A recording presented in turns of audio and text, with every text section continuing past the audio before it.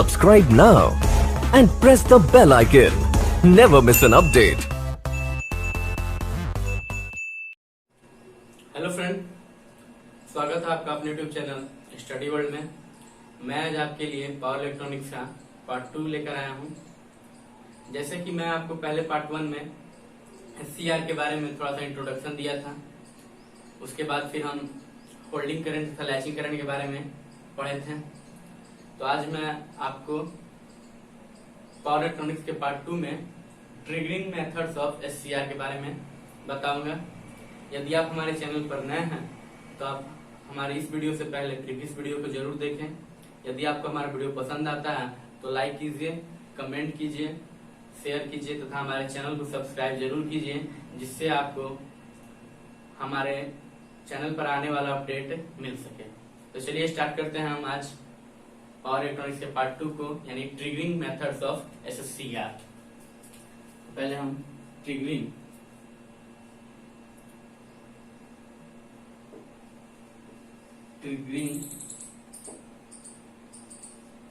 Of SCR. ये जो trigger का मतलब होता है, यानी जो हमारा एससीआर है ऑफ कंडीशन में उसे ऑन कंडीशन में करना, यानी जो हमारा एससीआर ऑफ कंडीशन में है उसको हम ऑन करेंगे, यानी इसको ट्रिगर कर देंगे। तो यानी एससीआर को ट्रिगरिंग करने के कितने मेथड्स हैं, वो 3-4 मेथड्स हैं, जिसे हम अभी अब देखेंगे। Methods of triggering.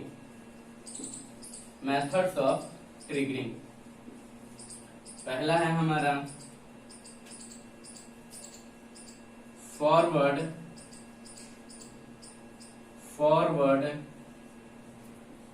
वोल्टेज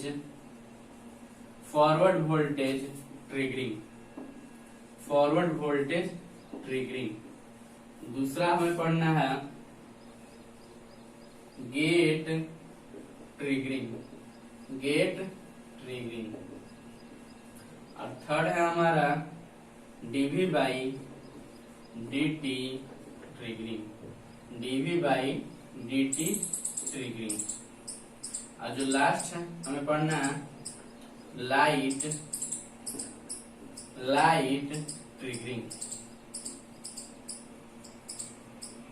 यहाँ पे हम 4 मेथड देखेंगे एससीआर को ऑन करने के लिए।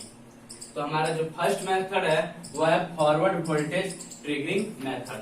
तो हम पहले इसे पढ़ेंगे कि फॉरवर्ड वोल्टेज ट्रिगरिंग मेथड हमारा क्या है। उसके बाद हम गेट ट्रिगरिंग, फिर डीवी बाई डीटी और light triggering.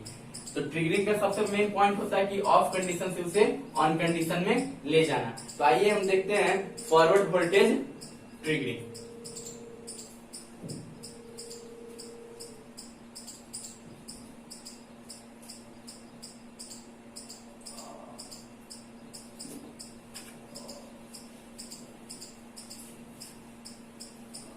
Forward voltage triggering.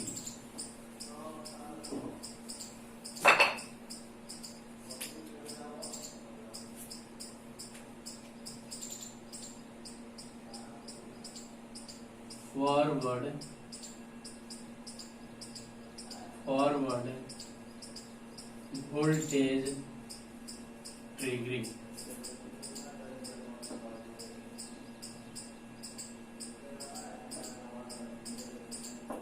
इसमें फॉरवर्ड वोल्टेज ट्रिगरिंग है, यानी कि जो हमारा एससीआर है वो फॉरवर्ड बायस में कनेक्ट होगा। वो कैसे कनेक्ट होगा? फॉरवर्ड बायस में। तो हम जानते हैं एससीआर को पीएन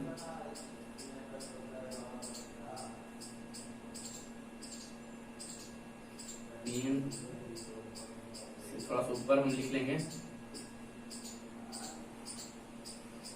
जो गेट टर्मिनल है इसे हम फॉरवर्ड बायस में कनेक्ट करेंगे। तो किसी भी एससीआर को फॉरवर्ड बायस में कनेक्ट करने के लिए एनोड को पॉजिटिव टर्मिनल से कनेक्ट करते हैं तथा कैथोड को निगेटिव टर्मिनल से कनेक्ट किया जाता है। ये जो हमारा एथोड टर्मिनल है, ये एथोड इसे हम पॉजिटिव में तथा कैथोड को निगेटिव में कनेक्ट करेंगे।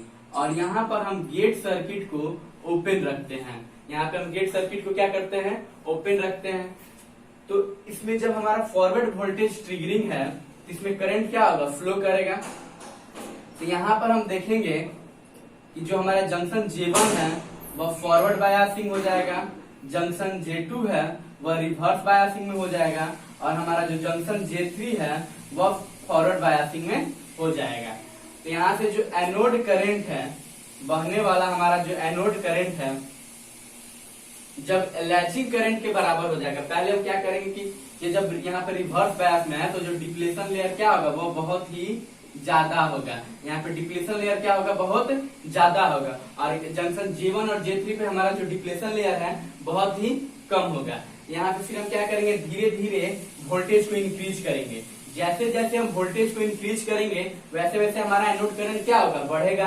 तो जब हमारा एनोड करंट बढ़ते जाएगा और एक पार्टिकुलर वैल्यू पे, एक खास वैल्यू पर जब हम वोल्टेज बढ़ाएंगे तो हमारा जंक्शन J2 है वह एवरेज ब्रेकडाउन कर जाएगा, यानी वो जंक्शन टूट जाएगा। यहाँ पे जो जंक्शन बैरियर है वो खत्म हो जाएगा किसी एक पार्टिकुलर वैल्यू पर, यानी वह पार्टिकुलर वैल्यू को हम लोग ब्रेक ओवर वोल्टेज कहते हैं। जिस पार्टिकुलर वैल्यू पर, जिस फॉरवर्ड वोल्टेज के पार्टिकुलर वैल्यू पर एनोड करंट लैचिंग करंट के इक्वल हो जाएगा तो हमारा जंक्शन J2 है वो क्या हो जाएगा, एवरेज ब्रेकडाउन कर जाएगा और SCR हमारा टर्न ऑन कर जाएगा। यहाँ पे इसे हम लिख लेंगे,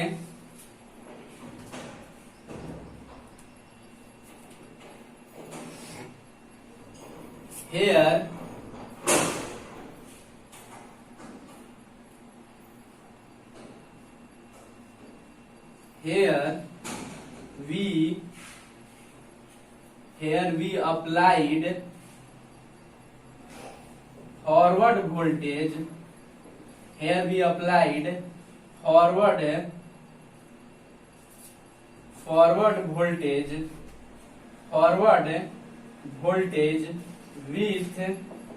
with gate open। यहाँ पे जो हमारा गेट टर्मिनल है वह क्या रहेगा, ओपन रहेगा। यहाँ पे हमारा जो गेट टर्मिनल है वो क्या रहेगा, ओपन रहेगा। यहाँ पर फिर क्या करेंगे, here we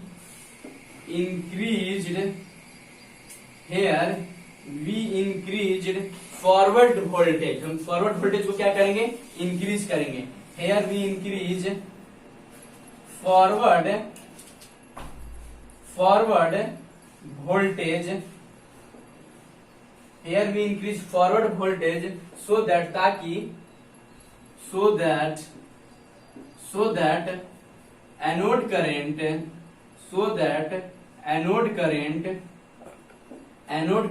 IA becomes equal to latching current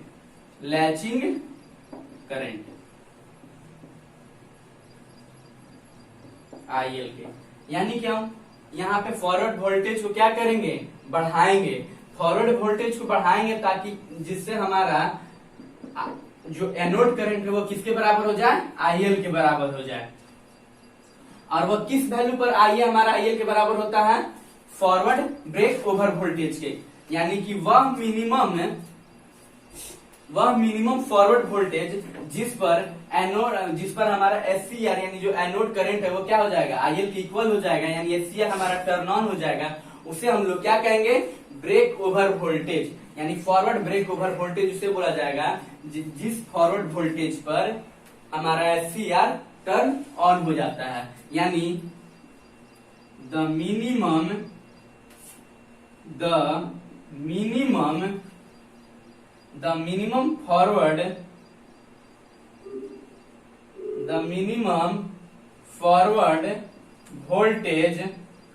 minimum forward voltage at which जिस पर SCR will be turn on is known as forward break over voltage, is known as forward break over voltage, break over voltage, जिसे हम VBO से denote करते हैं। यहाँ पे हम देखें कि हम क्या करेंगे, फॉरवर्ड वोल्टेज को धीरे धीरे इंक्रीज करेंगे, जिससे हम एक पार्टिकुलर वैल्यू पर हमारा जो IA है वो IL के बराबर हो जाए। और जब IA IL के बराबर हो जाएगा, जब हमारा यानी एनोड करंट लैचिंग करंट के इक्वल हो जाएगा, तो हमारा SCR क्या होगा, टर्न ऑन कर जाएगा। लेकिन इस मेथड का सबसे बड़ा डेंजरस पॉइंट यह होता है कि यहाँ पे हम बहुत ही ज्यादा वोल्टेज अप्लाई करेंगे। तो जब ज्यादा वोल्टेज अप्लाई करेंगे तो जो हमारा पावर लॉस होगा वो क्या होगा, बहुत ही ज्यादा होगा, जिससे हमारा SCR यानी जो हमारा सिस्टम है उसे डैमेज होने का खतरा रहता है। इसीलिए इस मेथड का जनरली यूज हम लोग नहीं करते हैं। यानी this method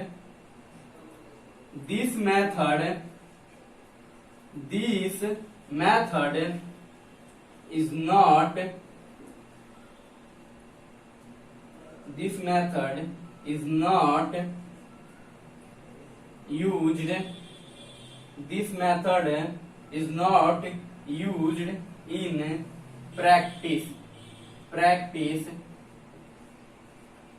due to destructive nature,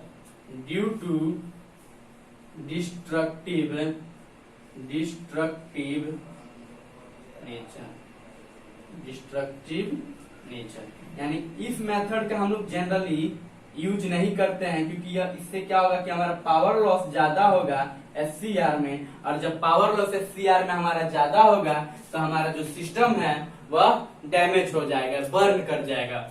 इसीलिए ऐसे तो हम forward break over forward voltage triggering के मेथड से SCR को टर्न ऑन कर सकते हैं, लेकिन हम इसे नहीं करेंगे क्योंकि यह डिस्ट्रक्टिव इन नेचर होता है, because due to destructive in nature. Destructive in nature, यह था हमारा फॉरवर्ड वोल्टेज ट्रिगरिंग। इसके बाद हम गेट ट्रिगरिंग के बारे में पढ़ेंगे। तो चलिए स्टार्ट करते हैं हम लोग गेट ट्रिगरिंग मेथड के बारे में हम पढ़ेंगे। पहले इसके फॉरवर्ड वोल्टेज के बाद गेट ट्रिगरिंग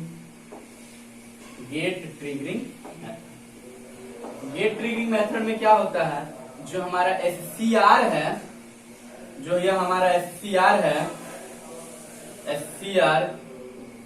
उसे हम गेट सप्लाई कनेक्ट कर देंगे। यहाँ हम अपने SCR को गेट सप्लाई से कनेक्ट कर देंगे, और उसमें भी हम लोग फॉरवर्ड बायसिंग में से SCR को अपना रखेंगे। फॉरवर्ड बायसिंग में के लिए एनोड को पॉजिटिव टर्मिनल तथा कैथोड को निगेटिव, और एक यहाँ पे हम कैथोड द्वारा एक गेट सप्लाई कनेक्ट कराएंगे। यहाँ पे हमारा IG करंट फ्लो करने लगेगा, यानी गेट करंट फ्लो करने लगेगा। तो चलिए इसमें डिस्कस करते हैं।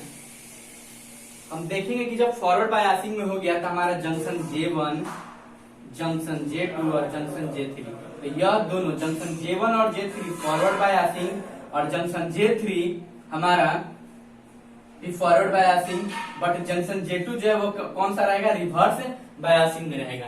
तो यहाँ पे हम देखते हैं कि यहाँ से हम गेट सप्लाई दे दिए, तो यह जो गेट सप्लाई होता है इसके चलते चार्ज कैरियर जो है, जो इसका डिप्लेशन लेयर, मान के चलिए यह डिप्लेशन लेयर है, इतना इसका डिप्लेशन लेयर ज्यादा है, तो इसमें क्या होता है, गेट सप्लाई के चलते जो चार्ज कैरियर है वह जंक्शन J2 के नजदीक इकट्ठा होने लगते हैं, यानी एक्यूमुलेट होने लगते हैं जंक्शन J2 के। और जब यहाँ पे चार्ज कैरियर होगा तो ये जो डिप्लेशन लेयर है वह धीरे धीरे डिक्रीज करने लगेगा, यानी धीरे धीरे घटना स्टार्ट कर देगा। और फिर क्या करेगा कि जब हमारा डिप्लेशन लेयर घटते घटते बहुत ही कम हो जाएगा, यानी बहुत ही कम, यानी मतलब अपना लिमिट क्रॉस करने लगेगा, तो वहां पे जंक्शन J2 है क्या होगा, हमारा एवेलेंच ब्रेकडाउन कर जाएगा।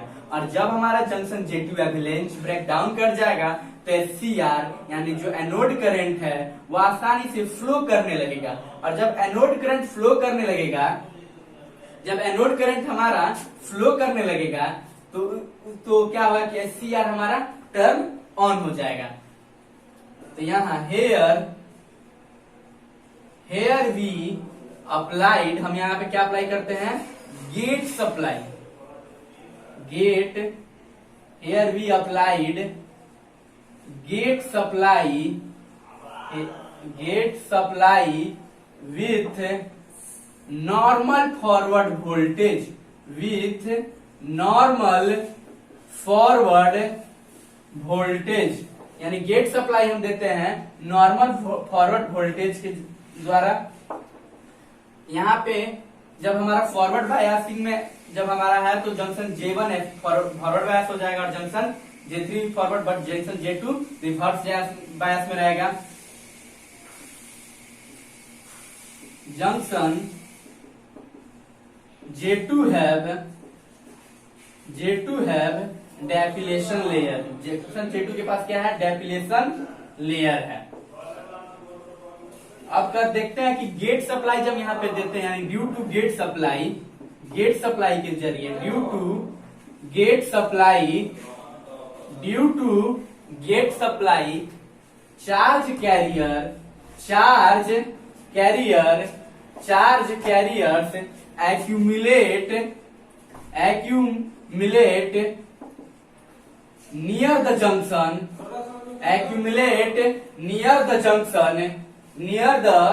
junction J2, यानी जो हमारा चार्ज कैरियर है वह जंक्शन J2 के पास इकट्ठा होने लगेगा, जिसके चलते therefore डिप्लेशन लेयर डिक्रीजेज, जिससे हमारा डिप्लेशन लेयर क्या है, वह घटना स्टार्ट कर देगा, decreases, therefore depletion layer decreases, हमारे यहाँ पे जो डिप्लेशन लेयर है वो क्या होगा, घटना स्टार्ट कर देगा। हेंस अतः junction J2 will have avalanche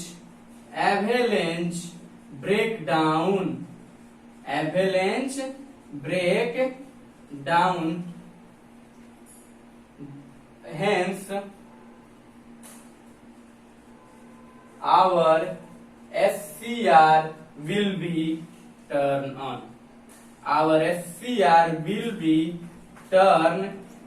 on, at normal voltage, यानी जो हमारा SCR है वह क्या होगा, नॉर्मल वोल्टेज पे ही स्टार्ट होने लगेगा। यह था हमारा गेट ट्रिगरिंग मेथड, यानी कि हम इसमें करना कुछ नहीं है, इसमें हम एक गेट सप्लाई दे देंगे, जिससे गेट सप्लाई के चलते जो चार्ज कैरियर है वो जंक्शन J2 के पास इकट्ठा होने लगेगा, और जब जंक्शन J2 के पास जब चार्ज कैरियर इकट्ठा होने लगेगा तो हमारा डिप्लेशन लेयर धीरे धीरे घटना स्टार्ट कर देगा, और जब हमारा डिप्लेशन लेयर एक लिमिट यानी घटते घटते लिमिट क्रॉस कर देगा तो वहां पे एक एवरेंस ब्रेकडाउन हो जाएगा। जब एवरेंस ब्रेकडाउन हो जाएगा तो एनोड करंट आसानी से फ्लो करना स्टार्ट कर देगा। अब यहाँ पे हम रिलेशन देख लेते हैं IG और फॉरवर्ड ब्रेकओवर के वोल्टेज के पास। जैसे जैसे हम IG बढ़ाएंगे, मान लीजिए कि IG हमारा 0 एम्पियर है, तो हमें फॉरवर्ड ब्रेकओवर वोल्टेज कितना चाहिए, 50, और मान के चलिए IG 10 हो गया, 10 एम्पियर हो गया, तो हमारा फॉरवर्ड ब्रेकओवर वोल्टेज क्या हो जाएगा, 40। यानी हम देख रहे हैं कि जैसे जैसे IG बढ़ा रहे हैं, यानी जैसे जैसे हम गेट करंट को बढ़ा रहे हैं तो हमारा ब्रेकओवर वोल्टेज क्या होगा, वैसे वैसे घटेगा, और इसका एनोड करंट पे कोई इफेक्ट नहीं पड़ता है। यानी जो हमारा एनोड करंट होगा वो तो सेम होगा, वह जब से लैचिंग करंट के बराबर नहीं होगा तब तक हमारा SCR टर्न ऑन नहीं होगा। यानी कि जब हम गेट करंट 0 रखे थे, यानी गेट सप्लाई ऑफ था, यानी था हमारा, यानी ऑन था, गेट सप्लाई हम तो कुछ नहीं दिए थे, तो हमारा जो VOV यानी ब्रेकओवर वोल्टेज चाहिए था यहाँ पे 50 वोल्ट चाहिए था। लेकिन जैसे ही हम 10 एम्पियर गेट सप्लाई दे दिए तो हमारा जो फॉरवर्ड ब्रेकओवर वोल्टेज है वह कम हो जा रहा है। यानी जैसे जैसे हम गेट सप्लाई बढ़ाएंगे वैसे वैसे हमारा ब्रेकओवर वोल्टेज घटते जाएगा, और इसका एनोड करंट पर कोई इफेक्ट नहीं पड़ता है। तो हम देखते हैं कि हम गेट करंट सप्लाई को बढ़ाए तो हमारा VOV घट गया, तो जब यहाँ से हम गेट सप्लाई दे दिए तो यहाँ पे हमारा वोल्टेज क्या हो गया, कम हो गया। तो जब हमारा वोल्टेज कम हो जाएगा तो इसका हम बहुत क्या होगा कि जब वोल्टेज कम हो जाएगा तो हमारा पावर लॉस कम होगा, और जब हमारा पावर लॉस कम होगा तो हमें जो हमारा डैमेज होने का सिस्टम का खतरा है वह बहुत ही कम हो जाएगा, यानी लो रिस्क हो जाएगा। यानी जैसे कि मान लीजिए कि ज्यादा वोल्टेज है तो ज्यादा पावर लॉस होगा, तो यहाँ पे इस कंडीशन पे हमारा जो SCR है जलना का चांस ज्यादा होता है, और इस कंडीशन पे हमारा SCR के जलने का चांस कम, यानी मिनिमम कम, बहुत कम रहता है। तो इसलिए हम इसका ज्यादा यूज करते हैं, मतलब प्रैक्टिस के रूप में। तो चलिए इसे हम एक बार लिख लेते हैं। It is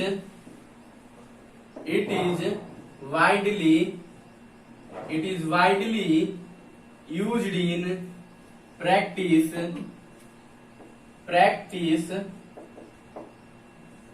because it is non destructive in nature, because it is non destructive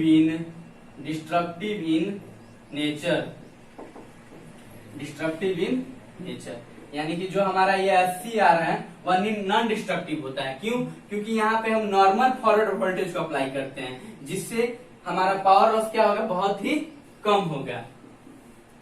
When SCR completely turn on, then after we removed gate signal. जब हमारा SCR कम्प्लीटली टर्न ऑन हो जाता है तो हम लोग क्या करते हैं कि जो हमारा गेट सिग्नल है उसे हम लोग रिमूव कर लेते हैं। Then after we remove gate signal. यह था हमारा गेट ट्रिगरिंग। इसके बाद हम देखते हैं DV by DT triggering. DV by DT triggering method क्या है हमारा? डीवी बाई डीटी ट्रिगरिंग में हम देखते हैं कि हम क्या करते हैं कि गेट सप्लाई को रिमूव कर देते हैं। जो हमारा गेट सप्लाई है इसे हम हटा देते हैं DV by DT triggering method में। यानी जो हमारा गेट सर्किट है उसे हम लोग क्या करते हैं, ओपन कर देते हैं। और इसमें भी फॉरवर्ड वोल्टेज को अप्लाई किया जाता है। जैसे जैसे तो यहाँ पर जब हमारा फॉरवर्ड वोल्टेज अप्लाई होगा तो यहाँ पर प्लस प्लस चार्ज इकट्ठा हो जाता है। कैसा चार्ज होता है? Plus plus. और यहाँ पर माइनस माइनस चार्ज क्या होता है, इकट्ठा हो जाता है। यानी यहाँ पे पॉजिटिव चार्ज है और यहाँ पे नेगेटिव चार्ज। और जब यहाँ पे हमारा पॉजिटिव चार्ज होता है और यहाँ पे नेगेटिव चार्ज होता है तो यह एक, और बीच में क्या रहता है कि गैप रहता है, यानी इंसुलेटर। तो यह हमारा एक डाइलेक्ट्रिक की तरह काम करने लगता है, यानी कैपेसिटर के रूप में। जैसे हम जानते हैं कि कैपेसिटर के दोनों तरफ अपोजिट चार्ज जमा होते हैं। तो जैसे यहाँ पे कैपेसिटर के पास अपोजिट चार्ज जमा हो जाता है, उसी तरह यहाँ पर भी जंक्शन J2 के पास डिप्लीशन लेयर के पास अपोजिट चार्ज जमा हो जाते हैं। तो जब यहाँ पे अपोजिट चार्ज जमा हो जाता है तो यह बिहेव करने लगता है एक कैपेसिटर के रूप में। ये कैसे बिहेव करता है? कैपेसिटर के रूप में। तो हम जानते हैं कि C equal to capacitance equal to क्या होता है, C equal to Q by V, C equal to Q by V। तो इसके मदद से हम SCR को क्या करते हैं, टर्न ऑन कर लेते हैं SCR कैपेसिटेंस के मेथड से। उसे हम देखेंगे पहले। हेयर हम लोग यहाँ पे फॉरवर्ड वोल्टेज अब क्या करते हैं, अप्लाई करते हैं। Here we applied forward voltage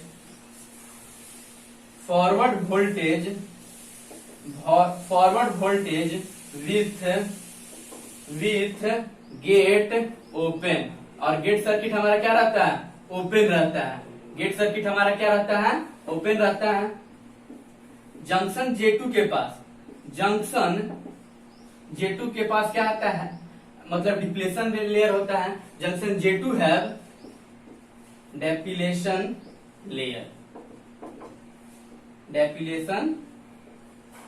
layer होता है। जंक्शन J2 के पास क्या होता है, हमारा डेपिलेशन लेयर होता है। तो जैसे ही हम फॉरवर्ड वोल्टेज अप्लाई करेंगे तो हमारा क्या होता है कि जो जंक्शन J2 के पास अपोजिट चार्ज जमा हो जाता है मतलब दोनों तरफ। तो जब यह अपोजिट चार्ज जमा हो जाता है तो यह बिहेव करने लगता है कैपेसिटर के रूप में। Here opposite charge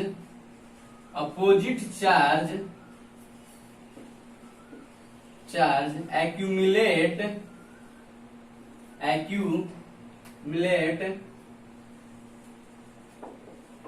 from either side, यानी दोनों तरफ from either side, यानी कि हमारा जो दोनों तरफ है वहां पर कैसा चार्ज होता है, पॉजिटिव और निगेटिव चार्ज जमा होने लगता है।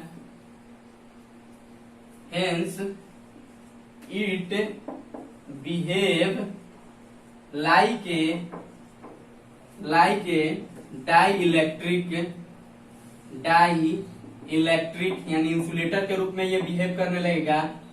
इन डाइइलेक्ट्रिक, यहाँ पे क्या होता है कि दोनों डाइइलेक्ट्रिक मतलब हो जाता है, जिसके चलते जब कभी भी दो प्लेट के बीच में डाइइलेक्ट्रिक मीडियम रहेगा तभी हमारा कैपेसिटर बनेगा। यहाँ पे अगर हम कंडक्टिंग मीडियम लगा देंगे तो यह हमारा कैपेसिटर नहीं रहेगा। तो डाइइलेक्ट्रिक जैसा काम करने लगता है, जिससे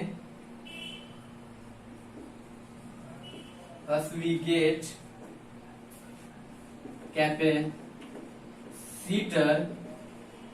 CG at junction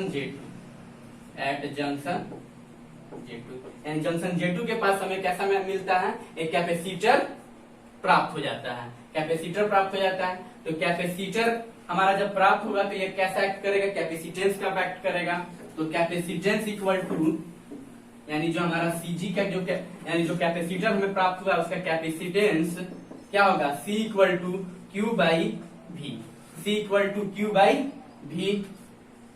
ये Q यहाँ पे आ गया, इसे क्रॉस मल्टीप्लाई कर देंगे तो C इंटू भी। अब यहाँ पे डिफ्रेंसिएशन ले लेंगे रिस्पेक्ट मतलब टाइम के रिस्पेक्ट में, तो take differentiate with respect to time. तो dq बाई dt, C हमारा कांस्टेंट है और यह dv बाई dt हो जाएगा। तो हम जानते हैं कि जब चार्ज को टाइम के रिस्पेक्ट से, यानी चार्ज बाई टाइम क्या होता है, हमारा करंट आता है। तो जब हम चार्ज को टाइम के रिस्पेक्ट में डिफरेंशिएशन करते हैं तो हमारा क्या निकल के आता है, I आता है, यानी करंट आता है। तो I equal to C DV by D T. और यह कौन सा करंट है, यह एनोड करंट है। यहाँ पे यानी जो सिस्टम में हमारा जो करंट फ्लो कर रहा है वो कौन सा करंट है, I है, यानी एनोड करंट। तो anode current equal to C into DV by D T. यह हमें एक इक्वेशन मिल गया। इस इक्वेशन से हमें क्लियरली देखने को मिल रहा है कि जैसे जैसे हम डीवी बाई डी टी को बढ़ाएंगे वैसे वैसे हमारा आईए भी इंक्रीज करेगा। और जब आईए हमारा लैचिंग करंट के, यानी जब हमारा आईए आईएल के यानी लैचिंग करंट के बराबर हो जाएगा तो एससीआर हमारा टर्न ऑन हो जाएगा। एससीआर हमारा क्या हो जाएगा, टर्न ऑन हो जाएगा। और जब हमारा एससीआर टर्न ऑन हो जाएगा तो यही हमको ट्रिगरिंग मेथड में करना ही था। तो यानी हम DV by D T method से भी एससीआर को क्या कर ले रहे हैं, टर्न ऑन कर ले रहे हैं। And SCR will be turn on. But लेकिन इसका भी यूज हम लोग क्या करते हैं कि प्रैक्टिस में ज्यादा इसका वाइडली यूज नहीं किया जाता है, क्योंकि यह भी डिस्ट्रक्टिव इन नेचर होता है। क्योंकि ज्यादा अगर हम डीवी बाई डी करेंगे यानी अप्लाई करेंगे, यानी डीवी बाई डी मतलब वोल्टेज अप्लाई करेंगे तो हमारा क्या होगा, पावर लॉस होगा। और जब पावर लॉस होगा तो सिस्टम क्या हो जाएगा, बर्न हो जाएगा। तो जो सिस्टम को तो हमें जलाना नहीं है, इसलिए इसका हम ज्यादा यूज नहीं करते हैं। तो सबसे ज्यादा किसका यूज हम लोग करते हैं, गेट ट्रिगरिंग मेथड का यूज किया जाता है सीआर को टर्न ऑन करने के लिए। इसमें भी लिख लेंगे, it is not widely used in practice,